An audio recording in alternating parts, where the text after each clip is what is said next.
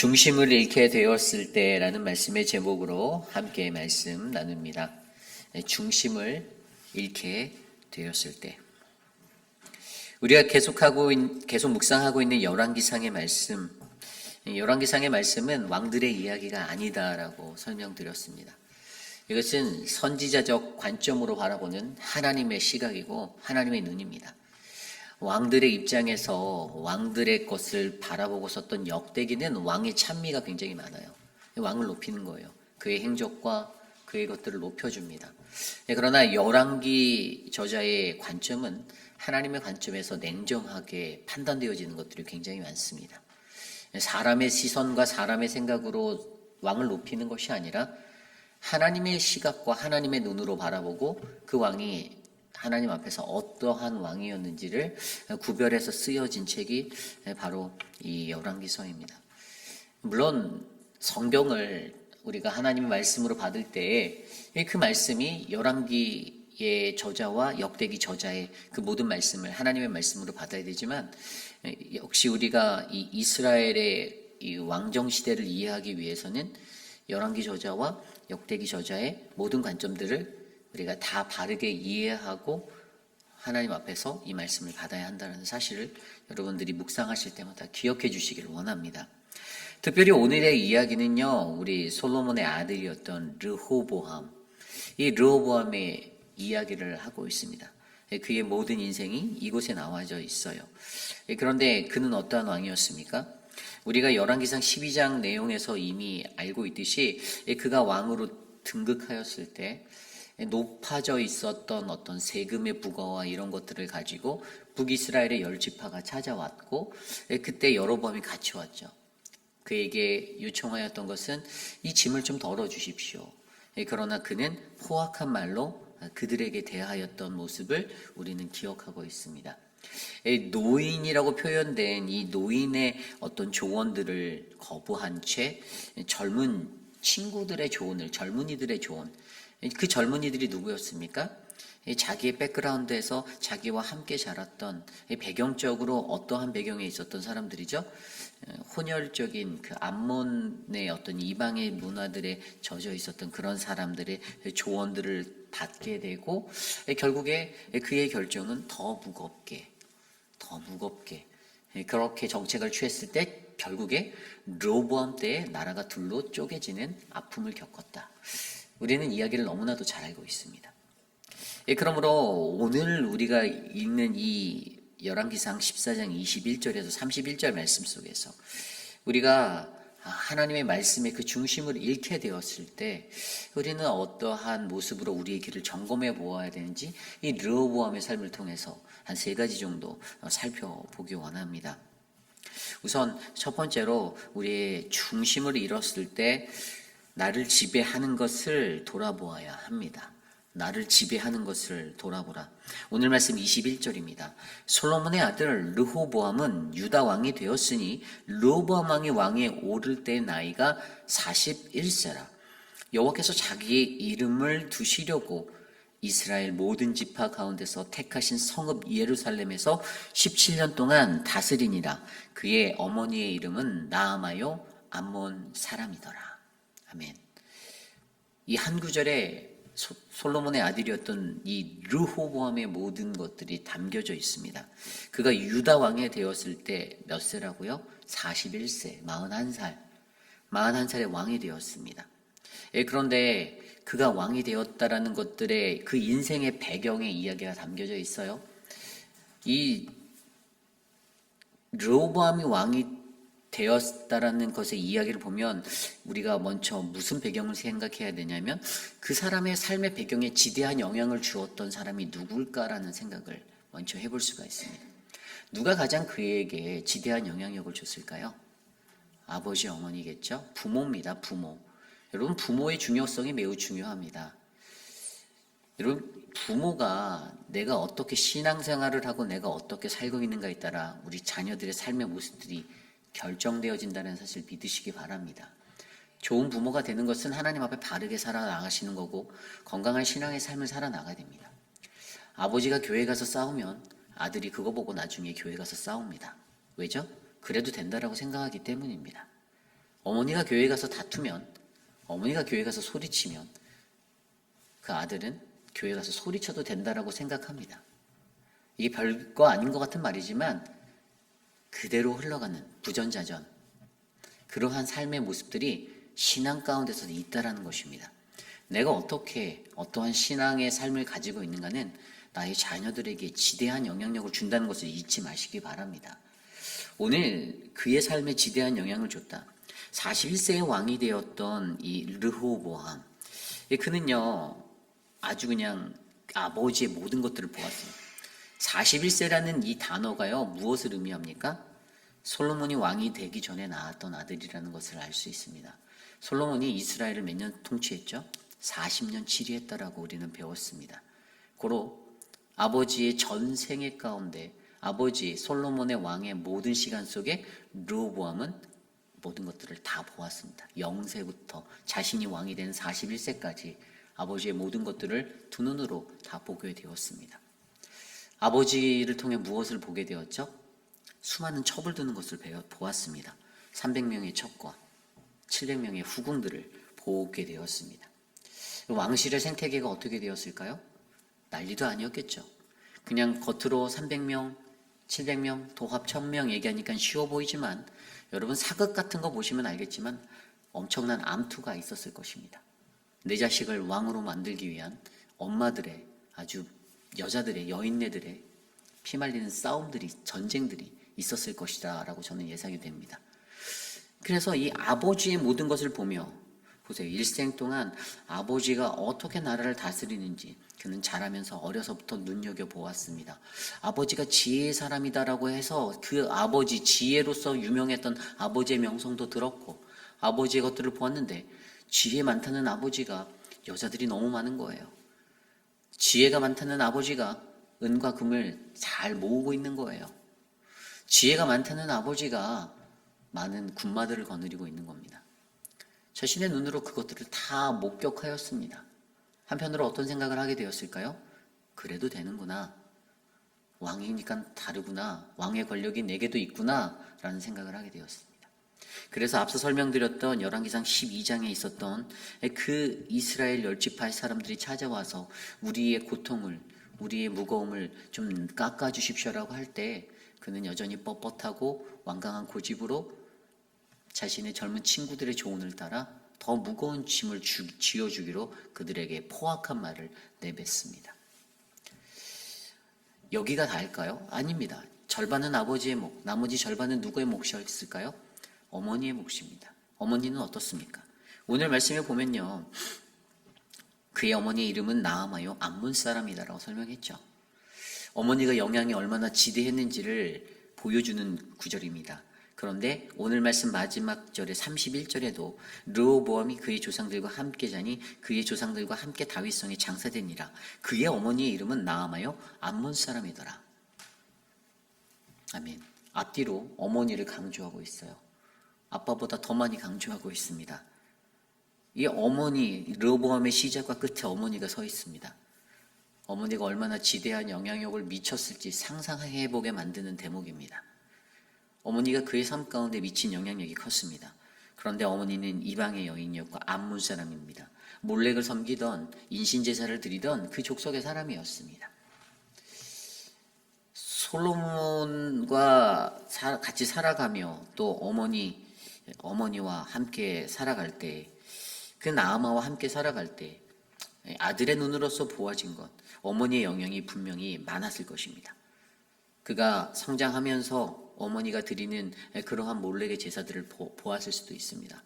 이방의 신에게 산당에서 절하고 그렇게 하는 어머니의 모습들을 보았을 것입니다. 어머니가 또 그러한 것들을 가르쳤을 수도 있습니다. 아들이 우상 숭배하게 된 것에 어머니는 지대한 영향을 미쳤습니다. 결국에 그러한 르호보암이 어떻게 됩니까? 우상을 숭배합니다. 그것들이 정당하다라고 느낍니다. 이것이 바로 그의 성장 배경입니다.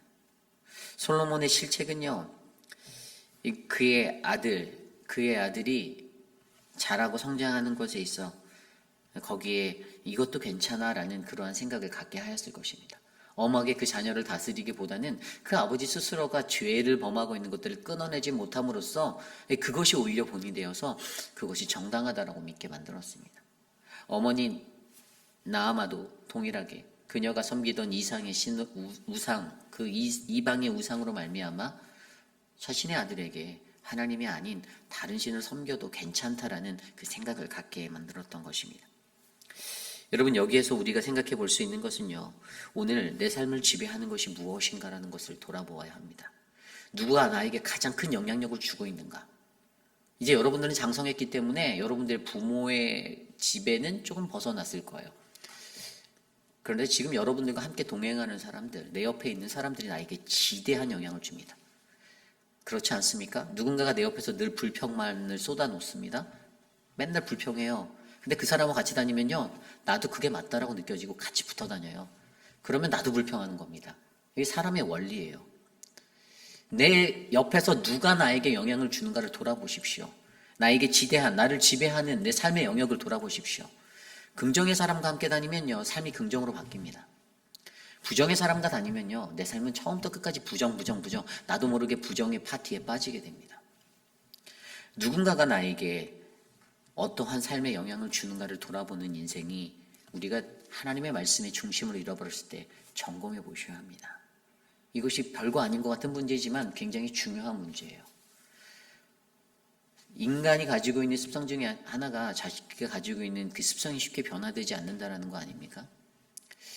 항상 부정을 얘기하는 사람은요, 처음부터 끝까지 부정만 얘기합니다. 그런 사람들 만나본 적 있으시죠? 저는 있어요. 목회하다 보면 수도 없는 사람들, 그런 사람들 만나게 됩니다. 긍정적으로 생각하고 이것도 너무 감사하다라고 생각하고 하나님의 사역을 감당해야 되는데 그거보다 부정의 것들을 쏟아놓기가 왜 그렇게 하냐? 왜 이렇게 하냐? 그러면서 부정의 것들을 말하기 십상입니다. 그때 왜 나를 돌아보는 것은요, 내 주변에 누가 있는지를 돌아보셔야 합니다. 뭐 혼자 그렇게 살아서 그럴 수 있다라고도 생각할 수 있지만 분명히 내 주변에 있는 사람들로부터 그런 영향들을 받을 수가 있어요. 우리가 어려서부터 부모로부터 배웠던 그 신앙이 별거 아닌 것 같아도 굉장히 중요한 겁니다. 저 또한 저희 부모님으로부터 제 눈에 보았던 것, 저희 부모님이 가진 거 없고 경제적으로는 어려웠던 분들이지만 하나님 앞에서는 늘 기도했던 분들입니다. 저는 그것을 보고 자랐어요. 그래서 기도 없이는 살 수 없다는 것이 제 머릿속에 늘 붙잡혀 있는 사람입니다. 그것이 힘이라는 것을 저는 압니다. 제게 경험되어진 인생의 결과예요. 하나님 앞에 한 시간도 기도하지 않고서는 이 삶을 끌어나갈 수 없는 거구나. 어렸을 때는 아버지가 기도하고 어머니가 기도하면 왜 기도하실까? 왜 새벽 예배를 가실까라는 생각들을 던지게 되었어요. 나 같으면 잠을 더 자겠는데. 그런데 답은 그렇지 않더라고요. 그분들이 가서 본인들을 위해서 기도했을까요? 물론 그분들을 위해서 기도했을 수 있지만 제가 봤을 땐 저와 형을 위해서, 저희 가족, 자녀들을 위해서 더 많이 기도했다라고 저는 믿습니다. 그렇기에 여러분들도 여러분들의 삶 속에 나를 지배하는 것을 돌아보고 또 나 또한 내 자녀들에게 좋은 영향력을 미칠 수 있는 그런 믿음의 삶이 되시기를 간절히 소망합니다. 이것이 오늘 말씀의 첫 번째 중심을 잃게 되었을 때 바로 나를 지배하는 것을 돌아보아라입니다. 오늘 두 번째로 중심을 잃게 되었을 때 우리는 깨닫게 하기 위한 깨달아 돌이키려는 하나님의 징계가 있음을 기억하셔야 합니다. 깨달아 돌이키게 하려는 하나님의 징계가 있음을 기억하라. 오늘 말씀 25절에서 27절까지의 말씀입니다. 25절입니다. 르호보암 왕 제5년에 애굽 왕 시삭이 올라와서 예루살렘을 치고 여호와의 성전의 보물과 왕궁의 보물을 모두 빼앗고 또 솔로몬이 만든 금방패를 다 빼앗은지라. 르호보암 왕이 그 대신 노스로 방패를 만들어 왕궁 문을 지키는 시위대 대장의 손에 맡김에 왕이 여호와의 성전에 들어갈 때마다 시위하는 자가 그 방패를 들고 갔다가 시위소로 도로 가져갔더라. 아멘. 초라해지는 이스라엘의 모습을 우리에게 보여주고 있습니다. 하나님이요, 이 르호보암의 삶 가운데 3년간의 번영을 주셨어요. 어떻게 하냐면 역대기 기자가 그렇게 기록하고 있습니다. 이 역대하 12장 1절 말씀에 이렇게 나와 있습니다. 르호보암이 나라가 견고하고 세력이 강해짐에 그가 여호와의 율법을 버리니 여호와의 율법을 버리니 2절입니다. 그들이 여호와께 범죄하였으므로 르호보암 왕 제5년에 애굽과 시삭이 예루살렘을 치러 올라오니. 아멘. 12장 1절에서 2절 말씀에는요, 그가 실수한 모습을 보여줘요. 그런데 그가 하나님 앞에 3년의 은혜를 줬다는 말씀은 역대하 11장 13절입니다.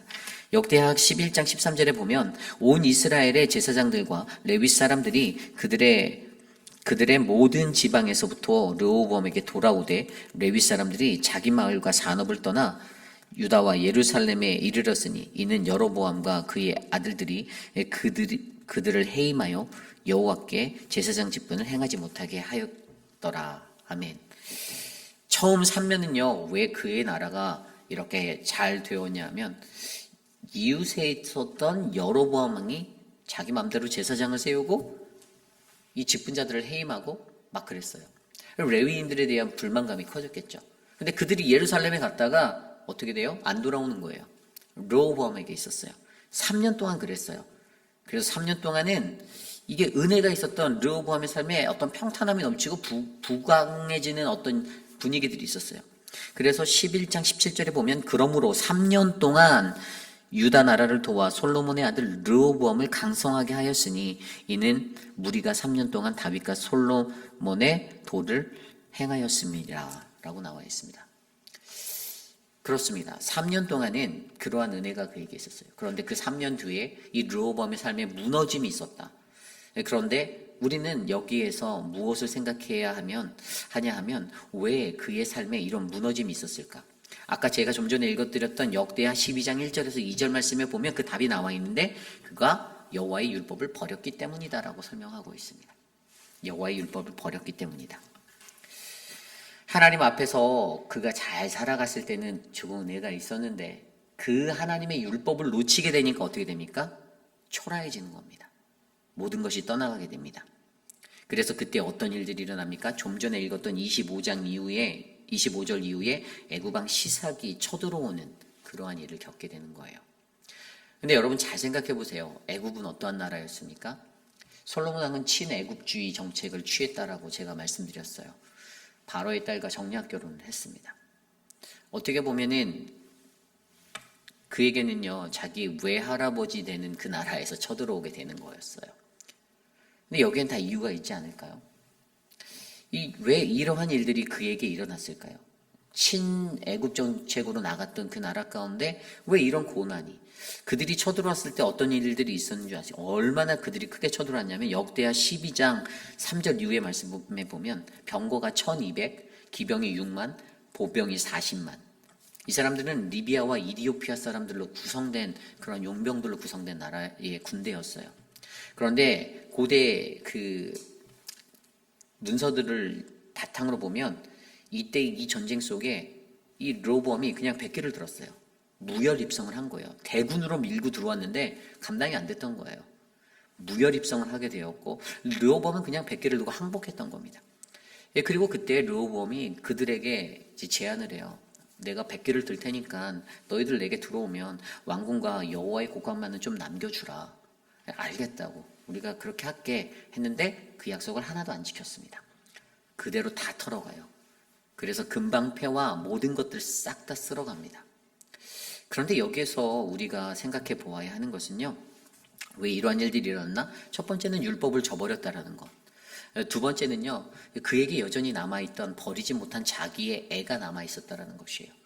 그것을 어떻게 하냐면 그들이 훔쳐갔을 때 이 금방패를 가져가잖아요. 물론 솔로몬 왕의 시대 때는요. 열왕기상 10장 14절에 보면 이 솔로몬의 세입금의 무게가 금 660달란트라고 66달란트라고 기록되어져 있었어요. 엄청난 양의 금이 그들 안에 있었다는 거예요. 이 금이 지천에 깔린 것처럼 나라의 그 국고에 금이 그러니까 많았던 거죠. 그러니까 금을 펴갖고 방패를 만들었는데 큰 방패 200개, 600세겔로 그리고 작은 방패 300개, 3마네라로 이렇게 만들 정도로 금이 지천에 많았던 거예요. 그런데 우리가 여기서 생각해야 되는 건 이 금방패의 용도가 어디에 쓰이냐는 거예요. 이것은요, 예전용 금방패였습니다. 왕이 왕궁에 입성할 때 앞에 있던 사람들이 도요를 하면서 금방패로 그 예전 가운데 그 왕을 반겨주는 그 용도로 쓰였던 거예요. 뭐냐면 왕이 나온다라는 그것의 화려함과 그 위엄, 그 영광을 드러내는 것의 용도로 쓰였던 것인데, 이 사람이 그 애굽이 쳐들어와서 시삭을 통해서 모든 금방패를 뺏기고 나서도 이 영광이 자기 안에서 사라지지 않는 거예요. 그래서 어떡합니까? 금과 비슷한 놋을 도용해서 방패를 만들었습니다. 이 금방패에서 놋방패로 갔다라는 것의 의미가 어떤 의미냐면, 물론 영광을 거두어간 하나님의 모습을 우리에게 나타내 주지만, 심판의 모습을 나타내 주지만, 여전히 르호보암 그가 버리지 못한 자기의 영광, 자기의 의, 이것들이 이 안에 남아 있었던 것도 우리는 이해할 수 있는 거예요. 그래서 그가 금을 대신하여서 놋으로 방패를 만들게 되었습니다. 여러분, 오늘 이 말씀 속에서요, 초라해지는 이스라엘을 바라보면, 그리고 오늘 그들에게 있었던 이 애굽의 왕의 이 시삭 왕의 이 침입은요, 왜 하나님이 이 고난을 주셨을까를 생각해 보게 만듭니다. 그것은 하나님이 여전히 르호보암에게 기회를 주기 원하셨던 거예요. 다시 기회를 주기 원하셨던 겁니다. 고난스럽고 고통스러운 일이었을 것입니다. 왜 할아버지의 나라가 쳐들어온 거예요? 그런데 모든 것들을 앗아갔습니다. 그럼에도 불구하고 그때에도 여전히 그는 하나님의 말씀의 삶의 중심을 깨닫지 못하였던 거예요. 율법을 버렸습니다. 역대하에 나왔던 것처럼 율법을 버렸을 때 시삭이 쳐들어왔다. 이유는 하나입니다. 하나님의 말씀을 저버렸기 때문에, 여전히 자기 애가 하나님의 영광을 가리고 있었기 때문에. 그때 우리가 생각해 보아야 하는 것은, 우리가 중심을 잃게 된 이 자리에, 초라해지는 우리들의 삶의 자리에 하나님께서는 여전히 나를 깨달아 돌이키려 하는 그 징계가 있음을 기억하셔야 한다는 것입니다. 저와 여러분들도 이런 고난을 받을 수가 있습니다. 내 삶이 힘들고 내 삶이 어려워서 아프고 고난당할 때, 왜 이렇게 힘들지? 왜 하나님 날 이렇게 괴롭히지? 저 목사가 날 괴롭히는 것 같아요. 날 치는 것 같아요. 생각해 보십시오. 다 리즌이 있습니다. 저 젊은 목사가 내가 이런 가시돋친 말을 던지는 것 같은데 하나님 어떻게 안 되겠습니까? 기도하셔야죠. 하나님께서 왜 이러한 시련을 내게 주는지, 내 행동에 무엇이 잘못됐는지, 내 삶에 무엇이 어긋나고 하나님 보시기에 무엇이 어긋난 자리인지를 점검하고 하나님 앞에 엎드리시고 하나님 앞에 회개하셔야죠. 저는 그러한 거룩한 인생이 저와 여러분 우리 안에 일어나길 원합니다. 이것이 오늘 말씀 두 번째, 중심을 잃게 되었을 때 일어나는 두 번째 모습, 깨달아 돌이키려는 하나님의 징계가 있음을 기억해야 한다입니다.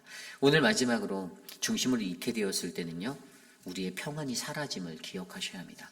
평안이 사라지다. 오늘 말씀 30절입니다.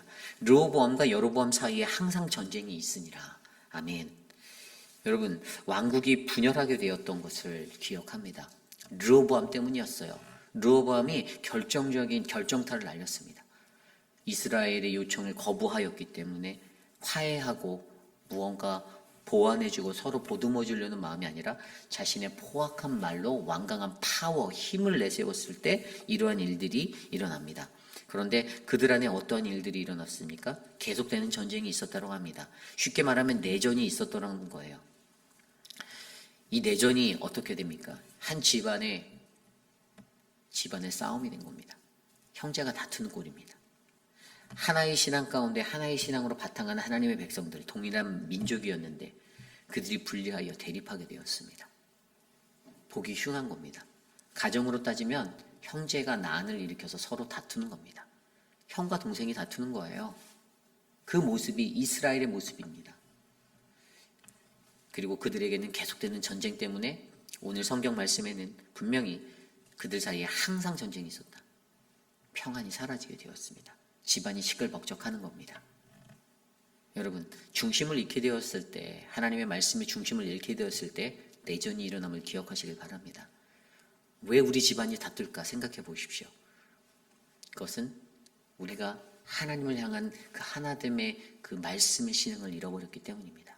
여전히 내가 맞다라는 겁니다. 내가 더 좋은 걸 가져야 된다는 겁니다. 여전히 내 의가 더 앞섭니다. 내가 더 좋은 자리에 서야 한다는 겁니다. 나는 맞고 저 사람은 틀리다라는 것입니다. 그래서 어떻게 됩니까? 다툼이 일어납니다. 가정이 힘들어집니다. 여러분, 어떤 것이든지요, 집안 싸움이 제일 힘든 겁니다. 그죠? 남의 싸움은 구경하기 재밌어 보이지만 이 집안 싸움은요, 어떻게 해결하기 너무 힘든 거예요. 그래서 가장 중요한 거는요, 우리 집안의 화목을 구하셔야 합니다. 평화를 구하셔야 돼요. 내 집안에 평안이 있기를 소망하셔야 됩니다. 그래서 하나님의 말씀과 율법으로 섰을 때 불화를 일으키고 내가 던지는 말이 불화가 될 수 있다는 것을 기억하셔야 돼요. 나는 정의로워가 아니에요. 이게 불화가 될 수 있어요. 한 번 또 생각해보고 기도해보고 말씀하셔야 됩니다. 그리고 말씀하실 땐 당사자들에게 직접 얘기하십시오. 그래야 문제가 쉽게 해결돼요. 당사자 아닌 이웃들에게 얘기하면 집안 싸움 납니다.